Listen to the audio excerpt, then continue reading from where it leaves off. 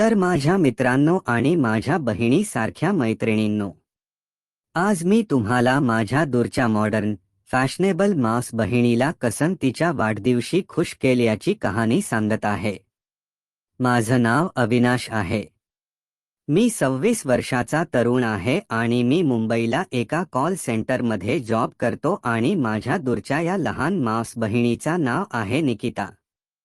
ती पुण्याला एका ट्रेनिंग संस्थेत डिझाईनमध्ये कोचिंग करत आहे.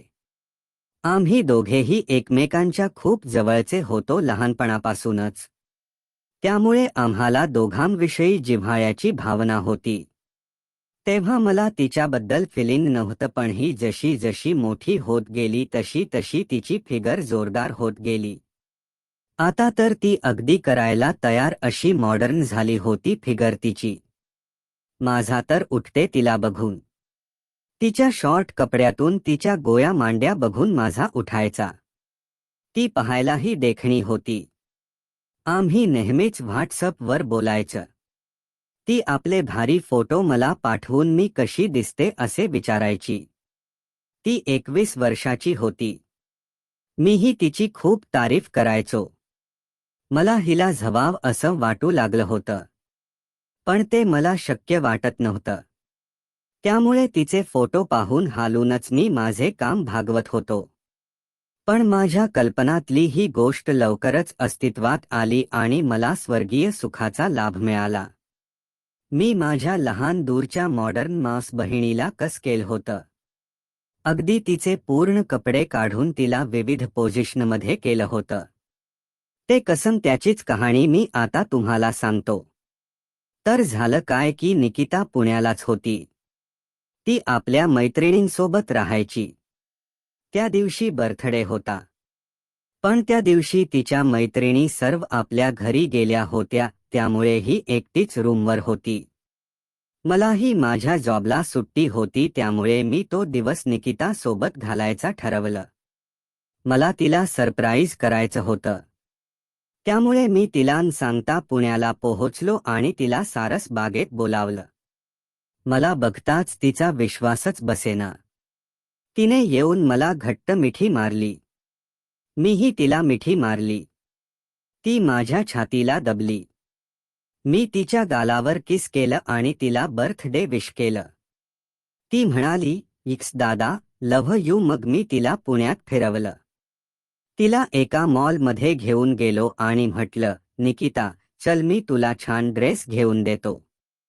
तुझ्या बर्थडेचे गिफ्ट." निकिता तर आधीपासूनच फॅशनेबल कपड्यांची फॅन होती. ती फारच खुश झाली. तिने एक छान कपड्यांचे शॉप बघितलं आणि आम्ही आतमध्ये गेलो. ती शॉर्ट कपडे बघत होती.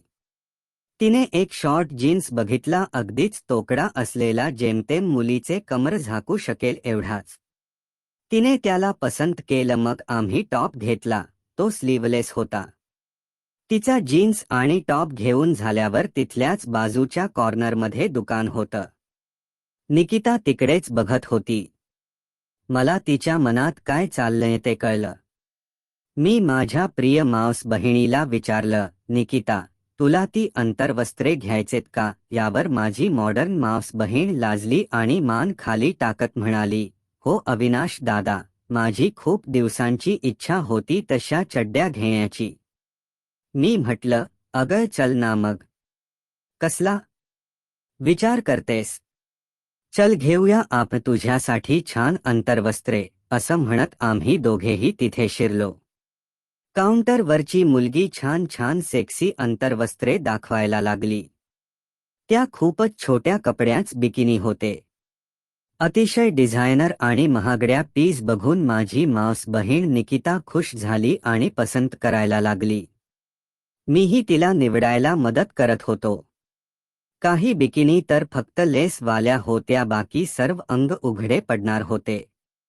मी निकिताला ती बिकिनी दाखवली आणि ती मला खट्याळपणे मारत म्हणाली, "नको ना, ती खूप शॉर्ट आहे." मी म्हणालो, "आत घे ना, छान वाटेल." निकिता म्हणाली, "बर ठेवते, तू म्हणत आहेस तर." तशी तिने आणखी एक बिकिनी निवडली. ती पारदर्शक होते. त्यातून तीच सर्व दिसू शकत होत. ती अंतर्वस्त्रे आम्ही घेतल्या, मग आम्ही बिल पे केलं आणि दुकानाबाहेर पडलो. मी त्याला म्हणालो, निकिता खूपच हॉट अड सेक्सी दिसशील तुझ्या अंतर्वस्त्रावर. यावर ती लाजली. मग आम्ही रेस्टॉरंटमध्ये गेलो. तिथं जेवण केलं आणि मग केक घेऊन तिच्या रूमवर गेलो. ती म्हणाली, अविनाश दादा, आज माझे मैत्रिणी आपल्या घरी गेल्या आहेत तर मी एकटीच आहे. तू माझ्याकडे थांब. मी खुश झालो. मग आम्ही खरेदी केलेली शॉपिंग बघायला लागलो. मी म्हणालो, केक कापताना नवीन ड्रेस घाल निकिता. ती मिळाली, हो नक्कीच. तसा मी केक सजावट करायला लागलो आणि ती आताच घेतलेली अंतर्वस्त्रे, ड्रेस घालायला लागली. ती बाजूच्या रूममध्ये होते. मग ती ते ड्रेस घेऊन आली. माझी केकचे पूर्ण तयारी झाली होती. माझी मावस बहीण निकिता या ड्रेसवर खूपच भारी दिसत होती. तिने तो शॉर्ट जीन्स घातला होता आणि त्यावर स्लीवलेस टॉप. तिच्या गोया मांड्या उघड्या होत्या. तिला बघूनच माझा उठला. ती आल्याबरोबर मला वेगवेगळी पोझिशन घेत म्हणाली, कशी दिसत आहे अविनाश दादा. मी म्हणालो, खूपच मॉडर्न मॉडेल सारखी दिसत आहेस तू. एकदम हॉट अड कडक. असं म्हणून मी तिला माझ्या जवळ घेतलं आणि तिला happy birthday to you my sister असं म्हणत घट्ट मिठी मारली आणि तिचे चुंबन घेतले. तिनेही मला मिठी मारली आणि थँक्यू दादा म्हणत माझ्या गालावर चुंबन दिले. मग मी तिला केक कापायला सांगितले. तिने केक कापला. आम्ही दोघांनी एकमेकांना केक भरवला. मग मी एक छान रोमँटिक गाणं लावलं आणि त्यावर आम्ही दोघे बहीण-भाऊ डान्स करायला लागलो. मी तिला माझ्या जवळ घेत तिच्या अंगाशी लगट करत डान्स करत होतो. डान्स करताना मी तिच्या मांड्यांवरून हात फिरत होतो. तीही माझ्या कमरेत हात घालून मला चिकटू डान्स करत होती. मी तिच्या पाठीवरून तिच्या अंगावर हात फिरवत नाचत होतो. नाचताना मी तिचे गाल पकडले आणि तिच्या ओठांवर किस केले. तिनेही माझ्या ओठात ओठ घालून किस केले.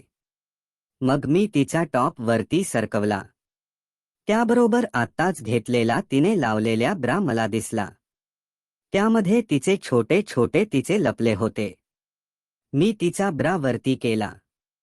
त्याबरोबर ती म्हणाली, अविनाश दादा काय करतोयस? नको ना.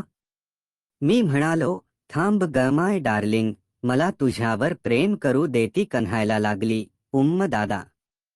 हाहाहा. मग मी तिचा शॉर्ट जीन्स काढायला लागलो.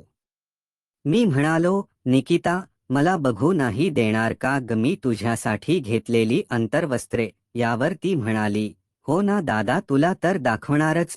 ती असं म्हटल्याबरोबर मी तिची जीन्स काढली. आता माझी निकिता माझ्यासमोर फक्त त्या बिकिनीवरच होती. तिला तिच्या फिगरची तारीफ केली आणि म्हणालो, तू समोर जाऊन मोठी मॉडेल होणार आहेस. यावर ती खूप खुश झाली आणि तिने येऊन मला मिठी मारली. त्यानंतर मी तिला त्या रात्री 4 वेळा खुश केलं आणि नेहमी तिच्यासोबत ह्या सगळ्या खेळत असतो.